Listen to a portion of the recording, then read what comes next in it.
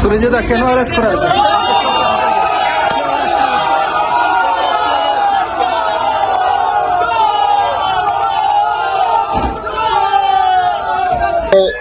আমি যে সুরজিৎ মন্ডলের এগেনস্টে কেসটা করেছিলাম, কালকে তার ডেট ছিল।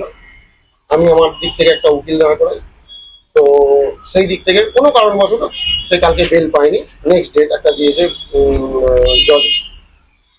সেখান থেকে কালকে মানে গত শনিবার রাত্রিবেলা প্রায় 11:30 নাগাদ আমার বাড়িতে 3-4 জন, আমি চিনি না, আমাকে গালিগালাজ দিয়ে, আমি বাড়ির ভেতরেই ছিলাম, গালিগালাজ দিয়ে আমাকে বলা হয়, তুই উকিল দাঁড় করিয়েছিস, তুই সুরজিৎ মন্ডলের কেসটা যদি না তুলে নিস তোকে এবং তোর পরিবারকে শেষ করে দেবো। সেই জন্য আমি আজকে একটা জেনারেল ডায়েরি করতে থানায় গেছিলাম। যারা গালিগালাজ করে তারা কি তাদেরকে আমি চিনি? না, আমি চিনি না, ওই জন্যই তো আমি তো তাদের নাম নিয়ে তাদেরকে বলতাম বা আপনাদের কনফারেন্সে তাদের নাম বলতাম। অপরিচিত 3 জন অথবা 4 জনের মতো ব্যক্তি, রাত্রি প্রায় 11:30টার পর।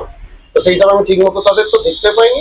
আমি যখন গেট খুলে বেরোই, প্রথমত ভয় পাই। আমি প্রথম যেহেতু 3-4 জন একসঙ্গে গালিগালাজ করে, অনেক বাজে বাজে কথা বলে, তো প্রথমত ভয় আমার বউ বা আমার বাড়ির লোকেরা আমাকে বেরোতে দেয়নি। কিন্তু তারপর আমি যখন সাহস দেখে বেরিয়ে, তারা অনেকটাই দূরে চলে যায় এবং আমি তাদের গলা শুনেও বুঝতে পারিনি তারা, এবং আমি তাদেরকে চড়াও মিন্স এমনি কোনো কিছু করেনি, খালি বাইরে থেকে দাঁড়িয়ে রাত্রিবেলা গালিগালাজ করে বলে যে কেসটা সুরজিৎ মন্ডলে তুলে নে, নাহলে তোকে এবং তোর বাড়ির সবাইকে প্রাণনাশের হুমকি দেয়। মোটা কথা, প্রাণনাশের মতো হুমকি দেয়। হতে পারে, যে হতে পারে, আমি সেটা যেহেতু আমি তার বিস্তারিত কিছু জানি না, আমি কারোর নাম নিয়ে এটাতে বলতে পারি না যে অমুক ব্যক্তি আমাকে পাঠিয়েছে বা অমুক কিছু, আমি ওইটাও বলতে পারবো না। ভীত হলে তো তাহলে আমি আজকে ডায়েরিটাও করতে পারি। হ্যাঁ, এটা করতে পারে, এটা আমি বিশ্বাস করি, এটা করতে পারে, না করার কিছু নেই। তা বলে আমি হয়তো এনারা আমাকে মেরে দিলে আলাদা ব্যাপার, নাহলে কিন্তু আমি মানে ভয় পেয়ে আমি এর থেকে সরবো না। এটা আমি নিয়েছি, মানে একটা মানে মনের মধ্যে একটা জোর নিয়েছি যে আমি শাস্তি দেবো, আমার সঙ্গে যারা যারা অন্যায় করেছে আমি তাদের শাস্তি দেবো। এটা আমি নিজের মন থেকে জোর নিয়েছি। তো তার জন্য আমি তার জন্য ভয় পাই। অবশ্যই আইন প্রশাসনের সাহায্যে আমি তাদেরকে শাস্তি দেওয়া হবে। 3 থেকে 4 জন।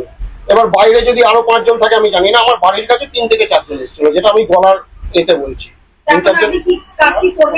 কি করবো না, আমি একটা থানায় এটা অভিযোগ জানিয়েছি এবং থানা বলছিলেন তাদের নাম, আমি নাম জানি না, আমি কি করে নাম বলবো। আমি থানাতে এটা অভিযোগ জানিয়েছি।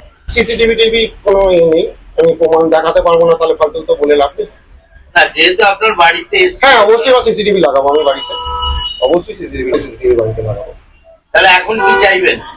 প্রশাসনের কাছে গেছি, প্রশাসন দেখি কতদূর কি করে, বাস এটাই। আপনার নাম? আমার নাম উৎপল গায়েন।